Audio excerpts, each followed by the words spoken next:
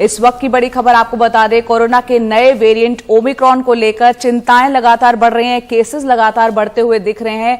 देश में ओमिक्रॉन के इस वक्त 93 मामले हो चुके हैं।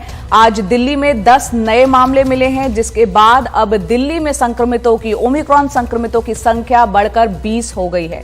इसके अलावा देश में अभी सबसे ज्यादा केस महाराष्ट्र में है, जहां 32 मामले हैं और हमारे सहयोगी अभिषेक शर्मा वहां मौजूद हैं मुंबई में काफी सख्तियां भी अभिषेक बढ़ा दी गई हैं इन्हीं के मद्देनजर।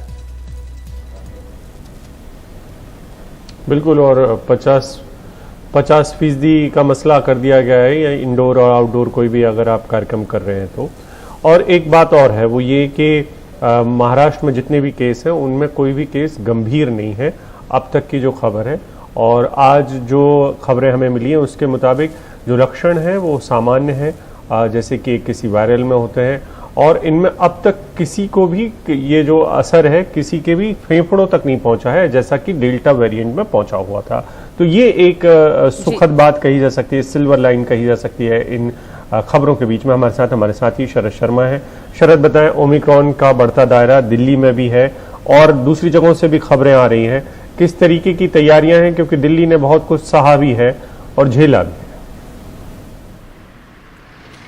अभिषेक, दो बातें हैं जो अभी हमें समझनी होगी। पहली यह है कि जो दिल्ली में ओमिक्रॉन के केस हैं वो डबल हो गए हैं। कल तक केवल 10 ही मामले दिल्ली के सामने थे, लेकिन आज 20 कुल मामले हो गए, यानी 10 नए मामले रिपोर्ट हुए हैं। तो 24 घंटे के अंदर हमें पता लगा है कि जो मामले हैं वो डबल हो गए हैं। लेकिन एक राहत की बात ये जरूर है कि ये जो 20 मामले दिल्ली के अंदर हुए, इसमें से 10 जो मामले थे, यानी 10 जो लोग थे जो ओमिक्रॉन वेरिएंट से ग्रस्त हुए थे, वो डिस्चार्ज हो चुके हैं।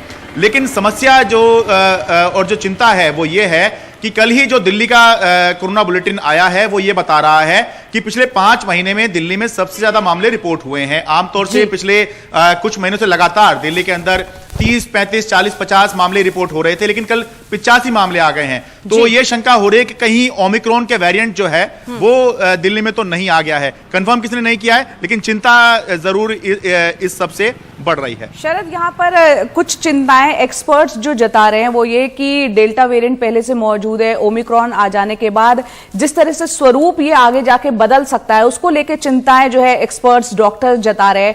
तो दिल्ली कितनी तैयार है तैयारियों के मामले में अगर देखा जाए तो?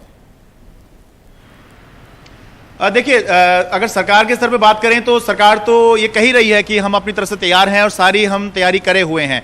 लेकिन तैयारी तो केवल दिल्ली ने नहीं, पूरे देश ने तब भी की थी जब कोरोना आया ही था। पूरा देश बंद कर दिया था, लेकिन फिर भी कोरोना फैल गया। अब तो पूरा देश खुला हुआ है, पूरी दिल्ली खुली हुई है। केवल कुछ एक जब बाहर से लोग आते हैं उनका टेस्ट होता है, और जो संक्रमित पाए जाते हैं या जिनके ऊपर शंका है उनको आइसोलेट किया जाता है और एक अस्पताल में रखा जाता है। लेकिन फिर भी हम ये नहीं कह सकते कि क्या हमने जो एहतियात थे इसको रोकने के लिए वो पूरे बरत लिए हैं या नहीं, क्योंकि ये जो मैं कह रहा हूं कि दिल्ली के अंदर कल 5 महीने में सबसे ज्यादा मामले रिपोर्ट हुए हैं, इनके बारे में तो हम बात ही नहीं कर रहे, क्योंकि इनकी तो जीनोम सीक्वेंसिंग होती ही नहीं है।